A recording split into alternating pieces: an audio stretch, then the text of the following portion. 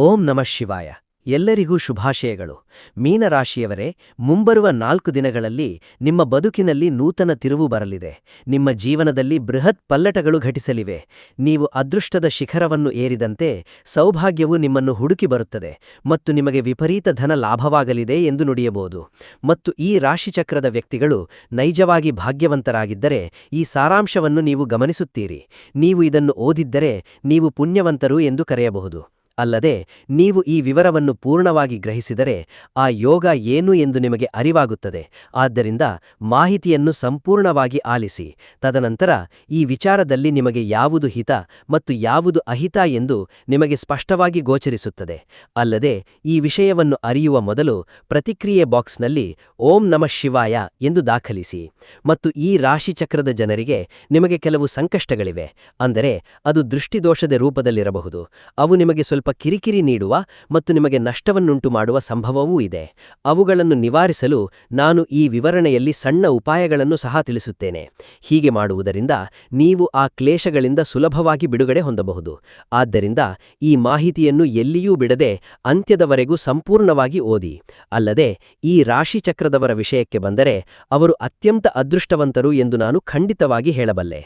ನೀವು ಈ ವಿವರಗಳನ್ನು ಏಕಾಂತದಲ್ಲಿ ಕುಳಿತು ಮಾತ್ರ ಗಮನಿಸಬೇಕು. ಏಕೆಂದರೆ ಯಾರಾದರೂ ನಿಮ್ಮ ಬಗ್ಗೆ ಕುತೂಹಲದ ಸಂಗತಿಗಳನ್ನು ಮತ್ತು ನಿಮಗೆ ಅಶುಭವಾಗುವ ವಿಷಯಗಳನ್ನು ಕೇಳಿದ್ದಾರೆ ಎಂದು ನೀವು ಭಾವಿಸಿದರೆ ಅವುಗಳನ್ನು ಆಲಿಸಿದವರು ನಿಮ್ಮನ್ನು ಇನ್ನಷ್ಟು ಚತುರತೆಯಿಂದ ಪೀಡಿಸುವ ಸಾಧ್ಯತೆಗಳಿವೆ. ಆದ್ದರಿಂದ ಅವರು ಏನನ್ನಾದರೂ ಆಲಿಸಿದಾಗ ಇದೆಲ್ಲ ವಿಶ್ವಸಿಸಬೇಡಿ ಎಂದು ಹೇಳುವ ಅವಕಾಶವಿದೆ. ಆದ್ದರಿಂದ ನೀವು ಒಬ್ಬಂಟಿಯಾಗಿರುವಾಗ ಮಾತ್ರ ಈ ಮಾಹಿತಿಯನ್ನು ನೋಡಿ. ಈ ರಾಶಿಚಕ್ರದವರು ತುಂಬಾ ಪುಣ್ಯವಂತರು ಮತ್ತು ಈ ರಾಶಿಚಕ್ರದವರು ಸಹ ಕಠಿಣ ಶ್ರಮಿಗಳು. ಅವರಿಗೆ ಬಾಲ್ಯದಿಂದಲೂ ಅನೇಕ ಕಷ್ಟಗಳಿವೆ. ಆದರೆ ಅವರಿಗೆ ಸಾಕಷ್ಟು ಆಸ್ತಿಯೂ ಇದೆ. ಅವರಿಗೆ ವಿಪರೀತ ಸ್ಥಿರಾಸ್ತಿ ಇದೆ. ಅದು ಅವರ ತಂದೆಯ ಕಡೆಯಿಂದಾಗಲಿ ಅಥವಾ ಅವರ ತಾಯಿಯ ಕಡೆಯಿಂದಾಗಲಿ ಅಥವಾ ಅವರ ಪೂರ್ವಜರಿಗೆ ಸಂಬಂಧಿಸಿದ ಸ್ವತ್ತುಗಳಾಗಲಿ. ನೀವು ಗಮನಿಸಿದರೆ 100ರಲ್ಲಿ 20% 30%ವಾಗಿರಬಹುದಿಲ್ಲ. ಆದರೆ ಅವರಲ್ಲಿ 70%ವರೆಗೂ ಸಹ ಅದನ್ನು ಹೊಂದಿರುತ್ತಾರೆ. ಆದರೆ ಎಳೆಯ ವಯಸ್ಸಿನಿಂದಲೂ ಈ ರಾಶಿಚಕ್ರದವರು ಹೆಚ್ಚಾಗಿ ಸ್ವಾವಲಂಬಿಯಾಗಿ ನಿಂತು ಸ್ವಂತವಾಗಿ ಬೆಳೆಯಲು ಆಶಿಸುತ್ತಾರೆ. ಅಲ್ಲದೆ ಅವರ ಗುರಿಗಳು ತುಂಬಾ ಉನ್ನತವಾಗಿರುತ್ತವೆ. ಅಂದರೆ ನಾವು ಶ್ರೇಷ್ಠ ಹೆಸರನ್ನು ಗಳಿಸಬೇಕು, ಸಮಾಜದಲ್ಲಿ ನಮ್ಮದೇ ಆದ ಗೌರವವನ್ನು ಹೊಂದಿರಬೇಕು, ಮರ್ಯಾದೆಯನ್ನು ಹೊಂದಿರಬೇಕು ಮತ್ತು ಹಣವನ್ನು ಚೆನ್ನಾಗಿ ಸಂಪಾದಿಸಬೇಕು. ನಾವು ಚೆನ್ನಾಗಿ ಪ್ರಗತಿ ಹೊಂದಬೇಕು. ನಾವು ನಾಲ್ವರು ನಮ್ಮನ್ನು ಸಜ್ಜನರೆಂದು ಭಾವಿಸಬೇಕು ಮತ್ತು ಆ ಹಂಬಲ ಮತ್ತು ವಿಶ್ವಾಸ ಅವರಿಗೆ ತುಂಬಾ ಹೆಚ್ಚು.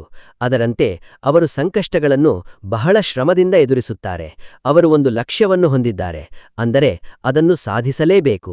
ಆ ಗುರಿಗಳು ಸಹ ದೊಡ್ಡದಾಗಿರುತ್ತವೆ. ಅವರು ಬೃಹತ್ ಗೃಹ ನಿರ್ಮಿಸಲು, ಒಳ್ಳೆಯ ಭೂಮಿ ಖರೀದಿಸಲು, ಚೆನ್ನಾಗಿ ಸಂಪಾದಿಸಲು, ದೊಡ್ಡ ವಾಹನ ಖರೀದಿಸಲು, ಒಳ್ಳೆಯ ಕಾರ್ ಖರೀದಿಸಲು, ಉದ್ಯಮದಲ್ಲಿ ಕೋಟಿ ಕೋಟಿ ಹಣವನ್ನು ಗಳಿಸಲು ಮತ್ತು ತಮ್ಮ ಪರಿವಾರವನ್ನು ಉತ್ತಮ ಸ್ಥಾನದಲ್ಲಿ ನೋಡಲು ಹಂಬಲಿಸುತ್ತಾರೆ. ಅವರ ಆಲೋಚನೆಗಳು ಗಗನದಲ್ಲಿವೆ ಮತ್ತು ಗಗನಚುಂಬಿ ಗುರಿಗಳಿರುವಾಗ ಈ ಪ್ರಪಂಚದ ಮೇಲಿನ ವಿಘ್ನಗಳು ಸಹ ಅದಕ್ಕೆ ತಕ್ಕಂತೆ ಹೆಚ್ಚಿರುತ್ತವೆ. ಅವರಿಗೆ ತಿಳಿಯದ ಸಂಗತಿ ಯಾವುದೂ ಇಲ್ಲ. ಇದೆಲ್ಲ ಅವರು ತಮ್ಮ ಕುಟುಂಬಕ್ಕಾಗಿ ಸ್ವಇಚ್ಛೆಯಿಂದ ಪಡುವ ಕಷ್ಟ, ತಮ್ಮ ಸಂಬಂಧಿಕರಿಗಾಗಿ ಮಾಡುವ ಶ್ರಮ ಅಲ್ಲ. ಆದ್ದರಿಂದ ಎಷ್ಟೇ ತೊಂದರೆಯಾದರೂ ಈ ರಾಶಿಚಕ್ರದವರು ತಮಗೆ ಪ್ರೀತಿಯಾದ ಜನರಿಗಾಗಿ ತುಂಬಾ ಶ್ರಮಿಸುತ್ತಾರೆ. ಶಿಖರವನ್ನು ತಲುಪಬೇಕು ಎಂಬ ಹಂಬಲ ಈ ರಾಶಿಚಕ್ರದವರಲ್ಲಿ ಸಾಮಾನ್ಯವಾಗಿದೆ. ಅದಕ್ಕಾಗಿ ಅವರು ರಾತ್ರಿಯೂ ಕಷ್ಟಪಟ್ಟು ದುಡಿಯುತ್ತಾರೆ. ಅವರಿಗೆ ಒಮ್ಮೆಯೂ ಊಟಕ್ಕೆ ಸಮಯವಿಲ್ಲ. ಅವರು ತುಂಬಾ ಕಡಿಮೆ ನಿದ್ದೆ ಮಾಡುತ್ತಾರೆ. ನೀವು ಮಧ್ಯರಾತ್ರಿ 12 ಗಂಟೆಯವರೆಗೆ ಎಚ್ಚರವಿದ್ದು ಕೆಲಸ ಮಾಡುವ ಸಂದರ್ಭಗಳು ಹಲವು. ವಾಸ್ತವದಲ್ಲಿ ಆ ಸಮಯದಲ್ಲಿ ನೀವು ವಿಶ್ರಮಿಸಲೂ ಸಾಧ್ಯವಿಲ್ಲ.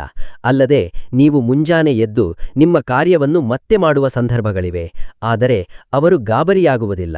ಅವರು ತುಂಬಾ ಪ್ರಶಾಂತವಾಗಿರುತ್ತಾರೆ. ಎಷ್ಟೇ ಕೆಲಸವಿದ್ದರೂ ಅವರದನ್ನು ಸಮಾಧಾನವಾಗಿ ಮಾಡುತ್ತಾರೆ. ಈ ರಾಶಿಚಕ್ರದ ಉತ್ತಮ ಅಂಶ ಏನು? ಏನಾದರೂ ವಿಶೇಷ ಅಂಶವಿದೆಯೇ? ನಾವು ವಿವೇಕಿಗಳು. ಈ ರಾಶಿಚಕ್ರಕ್ಕೆ ಬುದ್ಧಿವಂತಿಕೆಯಿಂದ ಯಾವುದೇ ತೊಂದರೆಯಿಲ್ಲ. ಮೊದಲಿನದು ಅವರಿಗೆ ಜಾಣಮೆಯಿದೆ. ಅವರು ಯಾವುದೇ ಕೆಲಸವನ್ನು ಆತಂಕವಿಲ್ಲದೆ ಶಾಂತವಾಗಿ ಮಾಡಬಲ್ಲರು. ಹಾದಿ ಏರುಪೇರಾಗುತ್ತದೆ ಎಂಬ ವಾಸ್ತವ ಅವರಿಗೆ ತಿಳಿದಿದೆ. ಆದ್ದರಿಂದ ಅವರು ಅದನ್ನು ನಿಧಾನವಾಗಿ ಮಾಡುತ್ತಾರೆ. ಅವರು ಬಂದು ಹೋಗುವುದು, ಉಣ್ಣುವುದು ಮತ್ತು ಹಠದಿಂದ ಕೆಲಸಗಳನ್ನು ಮಾಡುವುದಿಲ್ಲ. ನೀವು ಹಾಗೆ ಮಾಡಿದರೆ ನೀವು ಅದನ್ನು ಮಾಡುವ 2ನೇ ಹಂತವನ್ನು ಅರ್ಥಮಾಡಿಕೊಳ್ಳುತ್ತೀರಿ. ಅಂದರೆ ನೀವು ಹಾಗೆ ಮಾಡಿದರೆ ಅಡೆತಡೆಗಳು ಇದ್ದರೂ ನೀವು ಅದನ್ನು ತಂಪಾಗಿ ಮಾಡಿ ಪಾರಾಗುತ್ತೀರಿ. ಆದ್ದರಿಂದ ಅವರು ತುಂಬಾ ಬುದ್ಧಿವಂತರು ಮತ್ತು ಯೋಜನೆಯಲ್ಲಿ ನಿಪುಣರು. ಆದರೆ ಕೆಲವೊಮ್ಮೆ ಈ ರಾಶಿಚಕ್ರದವರು ಸಹ ಬಹಳಷ್ಟು ಕ್ರೋಧವನ್ನು ಹೊಂದಿರುತ್ತಾರೆ. ಆ ಕೋಪದಿಂದಾಗಿ ಅವರು ಇತರರನ್ನು ನೋಯಿಸುವ ರೀತಿಯಲ್ಲಿ ಮಾತನಾಡುತ್ತಾರೆ. ನೀವು ಇತರರನ್ನು ವ್ಯಥೆಪಡಿಸುವ ರೀತಿಯಲ್ಲಿ ಮಾತನಾಡಿದಾಗ ಇತರರು ನಿಮ್ಮನ್ನು ನೆನಪಿಸಿಕೊಳ್ಳುವ ಮತ್ತು ನಿಮ್ಮನ್ನು ಕಿರುಕುಳ ನೀಡುವ ಅವಕಾಶವಿರುತ್ತದೆ. ಆದ್ದರಿಂದ ನೀವು ಎಷ್ಟೇ ಜಾಣರಾಗಿದ್ದರೂ ನೀವು ಜನರೊಂದಿಗೆ ಇರುವಾಗ ಹೆಚ್ಚು ಸಿಟ್ಟಾಗದೆ ಸೌಮ್ಯವಾಗಿ ಮತ್ತು ಶಾಂತವಾಗಿರಲು ಪ್ರಯತ್ನಿಸಿ. ನೀವು ಮನೆಯಲ್ಲಿ ಶಾಂತವಾಗಿರುವಂತೆ ಮೃದುವಾದ ರೀತಿಯಲ್ಲಿ ಏನನ್ನಾದರೂ ಹೇಳಿ. ಆ ಸಂದರ್ಭದಲ್ಲಿ ಅವರ ಗಮನವು ನಿಮ್ಮ ಮೇಲೆ ಬೀಳುವುದಿಲ್ಲ. ಇಲ್ಲದಿದ್ದರೆ ನೀವು ಒಂದು ಹಂತದಲ್ಲಿದ್ದರೂ ಮತ್ತು ನಿಮ್ಮ ವಿರೋಧಿ ಕೆಳಮಟ್ಟದಲ್ಲಿದ್ದರೂ ಸಹ ಅವರು ನಿಮ್ಮನ್ನು ಇಕ್ಕಟ್ಟಿಗೆ ಸಿಲುಕಿಸುವ ಸಾಧ್ಯತೆಯಿರುತ್ತದೆ. ಆದ್ದರಿಂದ ನೀವು ಇತರ ಜನರೊಂದಿಗೆ ಬಹಳ ಜಾಗರೂಕರಾಗಿರಬೇಕು. ಅಲ್ಲದೆ ಈ ರಾಶಿಚಕ್ರದವರು ಮುಂದಿನ 3 ದಿನಗಳಲ್ಲಿ ತುಂಬಾ ಬ್ಯುಸಿಯಾಗಿರುತ್ತಾರೆ. ದೂರದ ಪ್ರಯಾಣದ ಸಾಧ್ಯತೆಯಿದೆ. ಅಂದರೆ ವಿದೇಶಕ್ಕೆ ತೆರಳುವ ಸಾಧ್ಯತೆಯೂ ಇದೆ. ಈ ರಾಶಿಚಕ್ರಕ್ಕೆ ನಾವು ಹೇಳುತ್ತಿರುವ ಜಾತಕವು ಎಲ್ಲರಿಗೂ ಅನ್ವಯಿಸುತ್ತದೆ. 70% ಅನ್ವಯಿಸುತ್ತದೆ. ಈ ರಾಶಿಚಕ್ರದ ಜೀವನವು ಎಲ್ಲರಿಗೂ ಒಂದೇ ಆಗಿರುವುದಿಲ್ಲ. ಆದ್ದರಿಂದ ಇದು ಪ್ರತಿಯೊಬ್ಬ ವ್ಯಕ್ತಿಗೂ ವಿಭಿನ್ನವಾಗಿರುತ್ತದೆ. ಆದ್ದರಿಂದ ನಾವು ಹೀಗಿಲ್ಲ ಎಂದು ಎಲ್ಲರೂ ಭಾವಿಸುತ್ತಾರೆ. ಆದರೆ ಪ್ರತಿಯೊಬ್ಬ ವ್ಯಕ್ತಿಯ ಬದುಕಿನಲ್ಲಿ ಇದು ವಿಭಿನ್ನವಾಗಿರುತ್ತದೆ. ಅಲ್ಲದೆ ಮುಂದಿನ 3 ದಿನಗಳಲ್ಲಿ ವ್ಯಾಪಾರ ಕಾರ್ಯ, ಉತ್ತಮ ಉದ್ಯಮ ಕೆಲಸ, ಹೊಸ ಯೋಜನೆಯನ್ನು ಪ್ರಾರಂಭಿಸುವುದು, ಕೆಲಸದ ವಿಷಯದಲ್ಲಿ ಬೇರೇನಾದರೂ ಮಾಡುವುದು, ಹೊಸ ಪ್ಲಾನ್ ಇತ್ಯಾದಿ. ಈ ರಾಶಿಚಕ್ರದವರು ಹೊಸ ಯೋಜನೆಯಲ್ಲಿರುತ್ತಾರೆ ಮತ್ತು ಈ ರಾಶಿಚಕ್ರಕ್ಕೆ ದೀರ್ಘ ಪಯಣ ಮಾಡುವ ಅವಕಾಶವೂ ಇದೆ. ಆದ್ದರಿಂದ ಈ ರಾಶಿಚಕ್ರದವರು ಸ್ವಲ್ಪ ಜಾಗರೂಕರಾಗಿರಬೇಕು. ಇಲ್ಲದಿದ್ದರೆ ನಿಮಗೆ ಯಾವುದೇ ಉದ್ದೇಶಗಳಿದ್ದರೆ ಆ ಪ್ರವಾಸಗಳನ್ನು ತಕ್ಷಣವೇ ಪೂರ್ಣಗೊಳಿಸಿ, ಏಕೆಂದರೆ ಅವು ಈಗಲೇ ಬರುತ್ತವೆ. ಪೂರ್ಣಿಮೆಯ ನಂತರದ ದೀರ್ಘ ಪ್ರಯಾಣಗಳು ನಿಮಗೆ ಶ್ರೇಯಸ್ಕರವಲ್ಲ, ಏಕೆಂದರೆ ಮುಂಬರುವ ಅವಧಿ ಈ ರಾಶಿಚಕ್ರಕ್ಕೆ ಸೂಕ್ತವಲ್ಲ. ಈ 3 ದಿನಗಳ ನಂತರ ಈ ರಾಶಿಚಕ್ರಕ್ಕೆ ಸಮಯ ಒಳ್ಳೆಯದಲ್ಲ. ಆದ್ದರಿಂದ ನೀವು ಯಾವುದೇ ದೀರ್ಘ ಪ್ರಯಾಣಗಳನ್ನು ಹೊಂದಿದ್ದರೆ ಅವುಗಳನ್ನು ತಪ್ಪಿಸಿ. ಮತ್ತು ನೀವು ನಿಜವಾಗಲೂ ಮಾಡಬೇಕಾದರೆ ಅದು ಅನಿವಾರ್ಯವೆಂದು ನೀವು ಭಾವಿಸಿದರೆ ಮಾತ್ರ ಹೋಗಿ. ಈ ರಾಶಿಚಕ್ರದವರು ಮುಂಬರುವ 3 ದಿನಗಳಲ್ಲಿ ತುಂಬಾ ಬ್ಯುಸಿಯಾಗಿರುತ್ತಾರೆ. ಒಂದು ದಿನ ಅದು ಮಧ್ಯಾಹ್ನದವರೆಗೆ ಇರಬಹುದು ಅಥವಾ 1 ಗಂಟೆಯವರೆಗೆ ಇರಬಹುದು. ಆದರೆ ಒಂದು ಹಂತದಲ್ಲಿ ಪರಿವಾರದೊಂದಿಗೆ 2 ಗಂಟೆಗಳ ಕಾಲ ನೆಮ್ಮದಿಯಾಗಿ ಕಳೆಯಲು ಅವಕಾಶವಿರುತ್ತದೆ. ಅಂದರೆ ನಿಮ್ಮ ಇಷ್ಟದ ಭೋಜನ ಸಿದ್ಧಪಡಿಸುವುದು, ಉಣ್ಣುವುದು, ಕುಟುಂಬದೊಂದಿಗೆ ಸಮಯ ಕಳೆಯುವುದು. ಇವರು ತಮ್ಮ ಕುಟುಂಬವನ್ನು ಶ್ರೇಷ್ಠವಾಗಿ ನೋಡಿಕೊಳ್ಳುತ್ತಾರೆ. ನೀವು ಎಷ್ಟೇ ಕಾರ್ಯನಿರ್ವತರಾಗಿದ್ದರೂ ನೀವು ನಿಮ್ಮ ಕುಟುಂಬಕ್ಕೆ ಸಮಯವನ್ನು ನೀಡುತ್ತೀರಿ. ಅವರು ಕುಟುಂಬಕ್ಕೆ ಹೆಚ್ಚಿನ ಪ್ರಾಮುಖ್ಯತೆಯನ್ನು ನೀಡುತ್ತಾರೆ. ಅಗತ್ಯವಿದ್ದರೆ ಅವರು ಸ್ವಲ್ಪ ಸಮಯದವರೆಗೆ ತಮ್ಮ ಎಲ್ಲಾ ಕೆಲಸಗಳನ್ನು ಬದಿಗೆ ಸರಿಸಿ, ನಾವು ಎಷ್ಟೇ ಮಾಡಿದರೂ ನಾವು ನಮ್ಮ ಕುಟುಂಬದೊಂದಿಗೆ ನಮ್ಮ ಜೀವನವನ್ನು ಕಳೆಯದಿದ್ದರೆ ನಾವು ಯಾರಿಗಾಗಿ ದುಡಿಯಬೇಕು ಎಂದು ಯೋಚಿಸುತ್ತಾರೆ. ಅವರು ಅದರ ಬಗ್ಗೆ ಚಿಂತಿಸಿ ತಮ್ಮ ಕುಟುಂಬದೊಂದಿಗೆ ವಿವೇಕದಿಂದ ಸಮಯ ಕಳೆಯುತ್ತಾರೆ. ಅಂದರೆ ಮೋಜು ಮಾಡಲು ಎಲ್ಲಾದರೂ ಹೊರಗೆ ಹೋಗುವುದು ಅಥವಾ ಸ್ವಲ್ಪ ಸಮಯ ಉದ್ಯಾನವನದಲ್ಲಿ ಆಟವಾಡುವುದು, ಆನಂದಿಸುವುದು, ಅವರೊಂದಿಗೆ ಪ್ರೀತಿಯಿಂದ ಸಂವಹನ ನಡೆಸುವುದು, ನಗುವುದು, ಮಕ್ಕಳೊಂದಿಗೆ ಆಟವಾಡುವುದು ಮತ್ತು ಈ ರೀತಿಯ ಕೆಲಸಗಳನ್ನು ಮಾಡುವುದು. ಅಲ್ಲದೆ ಈ ರಾಶಿಚಕ್ರದ ಜನರು ದೊಡ್ಡ ಗುರಿಗಳನ್ನು ಹೊಂದಿರುತ್ತಾರೆ. ಆದ್ದರಿಂದ ಅವರು ಆ ಗುರಿಗಳನ್ನು ಸಾಧಿಸಬೇಕಾದಾಗ ಅವರು ಖಂಡಿತವಾಗಿ ಕೆಲವು ವಿಘ್ನಗಳನ್ನು ಎದುರಿಸಬೇಕಾಗುತ್ತದೆ. ಅಲ್ಲದೆ ಈ ರಾಶಿಚಕ್ರದ ಜನರು ಸ್ವಲ್ಪ ಒಳ್ಳೆಯ ಯೋಜನೆಯನ್ನು ಹೊಂದಿರುತ್ತಾರೆ. ಇಲ್ಲದಿದ್ದರೆ ನೀವು ಅವುಗಳನ್ನು ಮೊದಲು ನಿಶ್ಚಯಿಸಿದರೆ ನೀವು ಮತ್ತೆ ಸಂಕಷ್ಟಗಳನ್ನು ಎದುರಿಸುವ ಅವಕಾಶವನ್ನು ಹೊಂದಿರುತ್ತೀರಿ. ಇದರಿಂದಾಗಿ ನೀವು ಇತರರು ನಗಲು ಅವಕಾಶ ನೀಡುವವರಾಗೂ ಆಗುತ್ತೀರಿ. ಆದ್ದರಿಂದ ನೀವೀಗ ಅದನ್ನು ಮಾಡಬೇಕೆಂದರೆ ಈಗ ಗೃಹ ನಿರ್ಮಿಸಿ ಮತ್ತು ಈ ಕೆಲಸವನ್ನು ಈಗಲೇ ಮಾಡಿ. ಅದರ ಬಗ್ಗೆ ಯೋಚಿಸಿ, ಮುಂದಿನ ವರ್ಷ ಅದನ್ನು ನಿರ್ಮಿಸಿ. ಅಂದರೆ ಮುಂದಿನ ವರ್ಷ ನಿಮ್ಮ ಸ್ವಂತ ಹಣ ಸಾಲವಿಲ್ಲದೆ ಪೂರ್ಣವಾಗಿ ಬರುತ್ತದೆ. ನಂತರ ನೀವು ಯೋಜಿಸಬೇಕು. ನೀವು ಈ ರೀತಿಯ ಚಿಕ್ಕ ಬದಲಾವಣೆಗಳನ್ನು ಮಾಡಿದರೆ ನೀವು ನಿಮ್ಮ ಜೀವನದಲ್ಲಿ ಎಂದಿಗೂ ಹಿಂತಿರುಗಿ ನೋಡುವುದಿಲ್ಲ. ಏಕೆಂದರೆ ಜನರು ಕಾದು ಕುಳಿತಿರುತ್ತಾರೆ. ಕೆಲವೊಮ್ಮೆ ನೀವು ಬುದ್ಧಿವಂತಿಕೆಯಿಂದ ಹಣ ಗಳಿಸಿದರೆ ನೀವು ನಿಮ್ಮ ಮೇಲೆ ಬೀಳುವ ದೃಷ್ಟಿಯನ್ನು ಗಮನಿಸಲು ಸಾಧ್ಯವಾಗುವುದಿಲ್ಲ. ನೀವು ಸುಂದರವಾಗಿದ್ದೀರಿ ಎಂದು ಹೇಳಿಕೊಂಡು ನೀವು ಚೆನ್ನಾಗಿ ಸಂಪಾದಿಸುತ್ತಿದ್ದೀರಿ. ಅವುಗಳ ಕಾರಣದಿಂದಾಗಿ ದೃಷ್ಟಿದೋಷದ ಪ್ರಭಾವವು ತುಂಬಾ ಹೆಚ್ಚಾಗಿರುತ್ತದೆ. ಮತ್ತು ಆ ಕೆಟ್ಟ ದೃಷ್ಟಿಯಿಂದಾಗಿ ನಿಮಗೆ ಕೆಲವು ಚಿಕ್ಕ ಆರೋಗ್ಯ ಸಮಸ್ಯೆಗಳು ಬರುತ್ತವೆ. ಅಂದರೆ ಸ್ವಲ್ಪ ಕಾಲು ನೋವು, ಚಿಕ್ಕ ತಲೆನೋವು, ಶೀತ, ಆಗಾಗ್ಗೆ ಕೆಮ್ಮು ಇತ್ಯಾದಿ. ಆದರೆ ಅವು ದೃಷ್ಟಿಯಿಂದ ಉಂಟಾಗುತ್ತವೆ ಎಂದು ನಮಗೆ ಅರ್ಥವಾಗುತ್ತಿಲ್ಲ. ಆದ್ದರಿಂದ ನೀವು ಅದಕ್ಕೆ ಸಂಬಂಧಿಸಿದಂತೆ ಕೆಲವು ಮಾತ್ರೆಗಳನ್ನು ಸಹ ಉಪಯೋಗಿಸುತ್ತೀರಿ. ಆದ್ದರಿಂದ ನೀವು ಕಾಲಕಾಲಕ್ಕೆ ಮನೆಯಲ್ಲಿ ದೃಷ್ಟಿಯನ್ನು ತೆಗೆಸಿಕೊಳ್ಳಬೇಕು. ಅದು ಮಹಿಳೆಯಾಗಲಿ ಅಥವಾ ಪುರುಷನಾಗಲಿ, ನಿಮ್ಮ ಕುಟುಂಬದಲ್ಲಿ ಯಾರಾದರೂ ಹಿರಿಯರಿದ್ದರೆ ಅವರಿಂದ ಸ್ವಲ್ಪ ಕಲ್ಲುಪ್ಪು, ದೊಣಮೆಣಸಿನಕಾಯಿ ಅಥವಾ ನಿಂಬೆಹಣ್ಣುಗಳನ್ನು ತೆಗೆಸಿಕೊಂಡರೆ ಸಾಕು. ನೀವು ದೃಷ್ಟಿಯನ್ನು ಸಾಸಿವೆ ಅಥವಾ ಈ ರೀತಿಯ ಪದಾರ್ಥಗಳೊಂದಿಗೆ ತೆಗೆಯಬೇಕು. ನಿಮ್ಮ ನೆರೆಹೊರೆಯವರು ಮತ್ತು ಸಂಬಂಧಿಕರು ನಿಮ್ಮ ಅಭಿವೃದ್ಧಿಯನ್ನು ಕಂಡು ಅಸೂಯೆಯಿಂದ ನಗುತ್ತಾರೆ.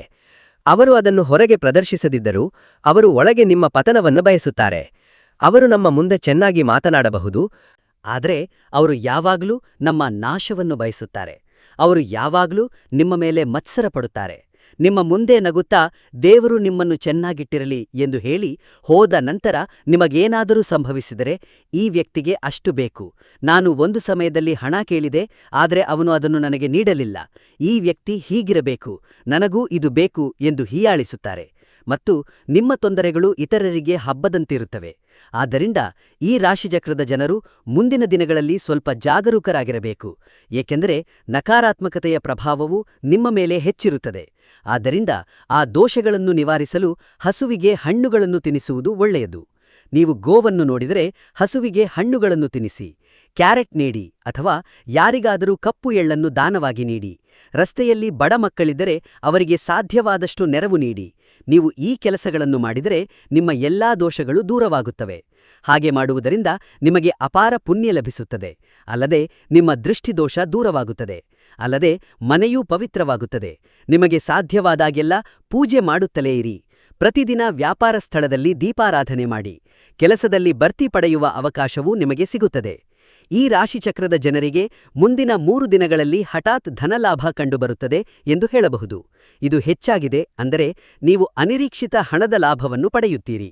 ನಿಮ್ಮ ಆಸ್ತಿಯ ಮೌಲ್ಯ ಹೆಚ್ಚಾಗುತ್ತದೆ, ಭೂಮಿಯ ದರ ಹೆಚ್ಚಾಗುತ್ತದೆ, ಜೊತೆಗೆ ನೌಕರರ ವೇತನ ಹೆಚ್ಚಾಗುತ್ತದೆ, ಬಡ್ತಿ ಬರುತ್ತದೆ ಮತ್ತು ನೀವು ವ್ಯವಹಾರದಲ್ಲಿ 1 ರೂಪಾಯಿ ಪಡೆಯುವಲ್ಲಿ 10 ರೂಪಾಯಿ ಬರುತ್ತದೆ. ಅಂತಹ ವಿಷಯಗಳು ಒಟ್ಟಿಗೆ ಬಂದರೆ, ಆಸ್ತಿಗಳು ವೃದ್ಧಿಯಾದರೆ ಅಂತಹ ವಿಷಯಗಳು ಸ್ವಲ್ಪ ಹೆಚ್ಚು ಆದಾಯವನ್ನು ತರುತ್ತವೆ ಮತ್ತು ಈ ರಾಶಿಚಕ್ರದವರಿಗೆ ಆಕಸ್ಮಿಕ ಧನಲಾಭ ಉಂಟಾಗುತ್ತದೆ ಎಂದು ಹೇಳಲಾಗುತ್ತದೆ. ಮತ್ತು ಈ ರಾಶಿಚಕ್ರದವರಿಗೆ ವೈರಿಗಳು ಸಹ ಮಿತ್ರರಾಗುವ ಅವಕಾಶವೂ ಇರುತ್ತದೆ. ನಿಮ್ಮ ಶತ್ರುಗಳು ನಿಮ್ಮ ಗೆಳೆಯರಾಗಲಿದ್ದಾರೆ. ಸಂಕ್ಷಿಪ್ತವಾಗಿ ಹೇಳುವುದಾದರೆ, ಈ ರಾಶಿಚಕ್ರಕ್ಕೆ ನಿಮಗೆ ಜಾಕ್ಪಾಟ್ ಹೊಡೆಯುವಂತಹ ಶುಭ ಸುದ್ದಿ ಇರುತ್ತದೆ. ಇದು ವಿದ್ಯಾರ್ಥಿಗಳಿಗೆ ತುಂಬಾ ಒಳ್ಳೆಯದು. ಅವರಿಗೆ ಸಂತಾನದೊಂದಿಗೆ ಸ್ವಲ್ಪ ತೊಂದರೆ ಇರುತ್ತದೆ. ಈ ರಾಶಿಚಕ್ರದ ಕೆಲವರಿಗೆ ಮಕ್ಕಳು ವಿಳಂಬವಾಗಿ ಜನಿಸುತ್ತಾರೆ. ಅವರಲ್ಲಿ ಕೆಲವರಿಗೆ ಮಕ್ಕಳಿದ್ದರೂ ಮಕ್ಕಳು ಸ್ವಲ್ಪ ಹಠಮಾರಿಗಳಾಗಿದ್ದರೆ ಅವರಿಗೆ ಅದರಿಂದ ತೊಂದರೆಯಾಗುತ್ತದೆ. ಆದ್ದರಿಂದ ಮಕ್ಕಳಿಲ್ಲದವರಿಗೆ ಇದು ಆರೋಗ್ಯದ ಕಾರಣದಿಂದಾಗಿ ಸಂಭವಿಸುತ್ತದೆ. ಅದಕ್ಕಾಗಿ ನೀವು ಖಂಡಿತವಾಗಿಯೂ ಉತ್ತಮ ಪೌಷ್ಟಿಕ ಆಹಾರವನ್ನು ಸೇವಿಸಬೇಕು. ನೀವು ಸಾತ್ವಿಕ ಆಹಾರವನ್ನು ಸೇವಿಸಿದರೆ ಹೇಗೆ ಬೇಕೋ ಹಾಗೆ ಮಕ್ಕಳು ಜನಿಸುತ್ತಾರೆ. ನೀವು ಉತ್ತಮ ಹಣ್ಣುಗಳು ಮತ್ತು ತರಕಾರಿಗಳನ್ನು ತಿಂದು ತೂಕ ಇಳಿಸಿಕೊಂಡರೆ ನಿಮಗೆ ಖಂಡಿತವಾಗಿಯೂ ಸಂತಾನ ಭಾಗ್ಯ ಸಿಗುತ್ತದೆ. ಅದರ ಬಗ್ಗೆ ಚಿಂತೆ ಮಾಡಬೇಡಿ. ಅಲ್ಲದೆ ಮಕ್ಕಳಲ್ಲಿನ ಹಠಮಾರಿತನದ ಸಮಸ್ಯೆಯನ್ನು ತೊಡಗಿಸಿಕೊಳ್ಳಬೇಕೆಂದು ನೀವು ಬಯಸಿದರೆ, ಅದು ನಾಯಿಗೆ ರೊಟ್ಟಿ ಅಥವಾ ಬಿಸ್ಕೆಟ್ ಆಗಿರಲಿ, ಸ್ವಲ್ಪ ಆಹಾರ ಮತ್ತು ನೀರು ನೀಡುವುದರಿಂದ ನಿಮ್ಮ ಎಲ್ಲಾ ದೋಷಗಳು ಸಹ ದೂರವಾಗುತ್ತವೆ. ನಿಮ್ಮ ಸಮಸ್ಯೆಗಳು ಸಂಪೂರ್ಣವಾಗಿ ಕಡಿಮೆಯಾಗುತ್ತವೆ ಎಂದು ಹೇಳಲಾಗುತ್ತದೆ. ಶ್ವನಕ್ಕೆ ಆಹಾರ ನೀಡುವುದರಿಂದ ನಿಮ್ಮ ಎಲ್ಲಾ ಮಕ್ಕಳು ಆರೋಗ್ಯವಾಗಿರುತ್ತಾರೆ ಮತ್ತು ಚೆನ್ನಾಗಿರುತ್ತಾರೆ ಎಂದು ಹೇಳಲಾಗುತ್ತದೆ. ನಿಮ್ಮ ಮಕ್ಕಳು ನೀವು ಹೇಳುವುದನ್ನು ಕೇಳುತ್ತಾರೆ ಮತ್ತು ನೀವು ಹೇಳಿದಂತೆ ವರ್ತಿಸುತ್ತಾರೆ ಎಂದು ಹೇಳಲಾಗುತ್ತದೆ. ಇಂದಿನಿಂದ ನಿಮ್ಮ ಜೀವನದಲ್ಲಿ ಎಲ್ಲವೂ ಸುಲಲಿತವಾಗಿರುತ್ತದೆ. ಅದೇ ರೀತಿ ನಿಮ್ಮ ಮನೆಯಲ್ಲಿ ತುಳಸಿ ಗಿಡವಿದ್ದರೆ ಆ ತುಳಸಿಯ ಕುಂಡದಲ್ಲಿ ಮಣ್ಣಿರುತ್ತದೆ. ನೀವು ಯಾವುದಾದರೂ ಕಾರ್ಯಕ್ಕೆ ಹೊರಟಾಗ ಆ ಮಣ್ಣನ್ನು ಸ್ಪರ್ಶಿಸಿ ನಿಮ್ಮ ಹಣೆಯ ಮೇಲೆ ಅಥವಾ ನಿಮ್ಮ ಕೈಯ ಬಳಿ ಸ್ವಲ್ಪ ಹಚ್ಚಿಕೊಂಡರೆ ನೀವು ಯೋಜಿಸಿದ ಕೆಲಸವು ಪೂರ್ಣವಾಗಿ ಮತ್ತು ಸರಿಯಾಗಿ ನಡೆಯುವ ಸಾಧ್ಯತೆಯಿರುತ್ತದೆ. ಅಂದರೆ ತುಳಸಿ ಮಣ್ಣು ಕೂಡ ತುಂಬಾ ಪವಿತ್ರವಾಗಿದೆ. ನಾಗೇಂದ್ರ ಸ್ವಾಮಿಯ ಹುತ್ತ ಬಳಿಯಿರುವ ಮಣ್ಣು ಎಷ್ಟು ಪವಿತ್ರವೋ ಹಾಗೆಯೇ ತುಳಸಿ ಮಣ್ಣು ಕೂಡ ಪವಿತ್ರವಾಗಿದೆ. ಆದ್ದರಿಂದ ನೀವು ಒಂದು ಚಿಟಿಕೆ ಮಣ್ಣನ್ನು ತೆಗೆದುಕೊಂಡು ನಾವು ಹೇಳಿದಂತೆ ಮಾಡಿದರೆ, ಅಂತಹ ಸಣ್ಣ ಉಪಾಯಗಳನ್ನು ಅನುಸರಿಸುವುದರಿಂದ ಖಂಡಿತವಾಗಿಯೂ ನಿಮಗೆ ಉತ್ತಮ ಫಲಿತ ಸಿಗುತ್ತದೆ. ಅಲ್ಲದೆ ಈ ರಾಶಿಚಕ್ರದಡಿ ಜನಿಸಿದವರು ವಿದೇಶಕ್ಕೆ ತೆರಳಲು ಬಯಸುವವರು ವಿದೇಶದಲ್ಲಿ ಯಶಸ್ಸು ಪಡೆಯಲು ಅವಕಾಶವಿದೆ. ಆದ್ದರಿಂದ ಮುಂದಿನ ದಿನಗಳಲ್ಲಿ ಈ ರಾಶಿಚಕ್ರದವರಿಗೆ ಎಲ್ಲವೂ ಅನುಕೂಲವಾಗಿರುತ್ತದೆ.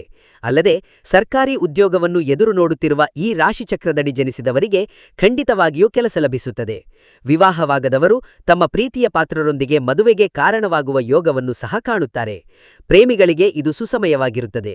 ಈ ವರ್ಷ ರಾಜಕಾರಣಿಗಳಿಗೂ ಒಳ್ಳೆಯದಾಗಿರುತ್ತದೆ. ನಿಮ್ಮ ಜಾತಕದ ವಿಷಯದಲ್ಲಿ ನೀವು ಹೊಂದಿರುವ ಅದೃಷ್ಟ ಮತ್ತು ದೈವದ ಆಶೀರ್ವಾದದ ಮೇಲೆ ಆಧರಿಸಿ ನಿಮಗೆ ಸ್ವಲ್ಪ ಸಮಸ್ಯೆಗಳಿದ್ದರೂ ಆ ಸಮಸ್ಯೆಗಳು ನಿಮಗೆ ಯಾವುದೇ ಹಾನಿ ಮಾಡುವುದಿಲ್ಲ. ಆದರೆ ನಿಮ್ಮ ಸುತ್ತಮುತ್ತಲಿನ ಜನರೊಂದಿಗೆ ನೀವು ತುಂಬಾ ಜಾಗರೂಕರಾಗಿರಬೇಕು ಎಂಬುದನ್ನು ಸ್ಮರಿಸಿ. ನೀವು ಒಬ್ಬರೇ ಎಂದು ಖಂಡಿತ ಭಾವಿಸಬೇಡಿ. ಇತರರ ಮೇಲಿನ ನಿಮ್ಮ ಸಿಟ್ಟನ್ನು ಸ್ವಲ್ಪ ಕಡಿಮೆ ಮಾಡಿಕೊಳ್ಳಬೇಕು. ನೀವು ಯಾರಿಗಾದರೂ ಏನನ್ನಾದರೂ ಹೇಳಿದರೂ ಅವರು ಅದನ್ನು ಸರಿಯಾದ ರೀತಿಯಲ್ಲಿ ತೆಗೆದುಕೊಳ್ಳಲು ಸಾಧ್ಯವಾಗುವುದಿಲ್ಲ. ಅವರು ನಿಮ್ಮನ್ನು ತಪ್ಪಾಗಿ ತಿಳಿಯುತ್ತಾರೆ. ಆದ್ದರಿಂದ ನೀವು ಇತರರೊಂದಿಗೆ ಎಚ್ಚರಿಕೆಯಿಂದ ಮಾತನಾಡಬೇಕು. ಆದ್ದರಿಂದ ನೀವು ಏನನ್ನಾದರೂ ಹೇಳಿದರೂ ಅದನ್ನೊಂದು ಸಂಯಮದಿಂದ ಹೇಳಿ. ಯಾರೊಂದಿಗೂ ಅತಿಯಾಗಿ ಮಾತನಾಡಬೇಡಿ, ಅಲ್ಲದೆ ಅತಿಯಾಗಿ ಹತ್ತಿರವಾಗಬೇಡಿ. ನೀವು ಅಂತಹ ಸಣ್ಣ ಮುನ್ನೆಚ್ಚರಿಕೆಗಳನ್ನು ಪಾಲಿಸಬೇಕು ಎಂಬುದನ್ನು ನೀವು ಅರ್ಥಮಾಡಿಕೊಂಡಿದ್ದೀರಿ. ಈ ರಾಶಿಚಕ್ರಕ್ಕೆ ಮುಂದಿನ 3 ದಿನಗಳು ಯಾವುವು? ನಾವು ಹೇಳಿದಂತೆ ನೀವು ವರ್ತಿಸಿದರೆ ಮುಂದಿನ ದಿನಗಳಲ್ಲಿ ನಿಮಗೆ ಎಲ್ಲವೂ ಶುಭವಾಗುತ್ತದೆ. ನಿಮ್ಮ ಜೀವನವು ಸಂಪೂರ್ಣವಾಗಿ ಬದಲಾಗುತ್ತದೆ. ಇದರರ್ಥ ನಿಮ್ಮ ಜೀವನದಲ್ಲಿ ದೊಡ್ಡ ಪ್ರಮುಖ ಬದಲಾವಣೆಗಳು ಸಂಭವಿಸಲಿವೆ. ಈ ಮಾಹಿತಿ ನಿಮಗೆ ಇಷ್ಟವಾಗಿದ್ದರೆ ಅದನ್ನು ಇತರರೊಂದಿಗೆ ಹಂಚಿಕೊಳ್ಳಿ.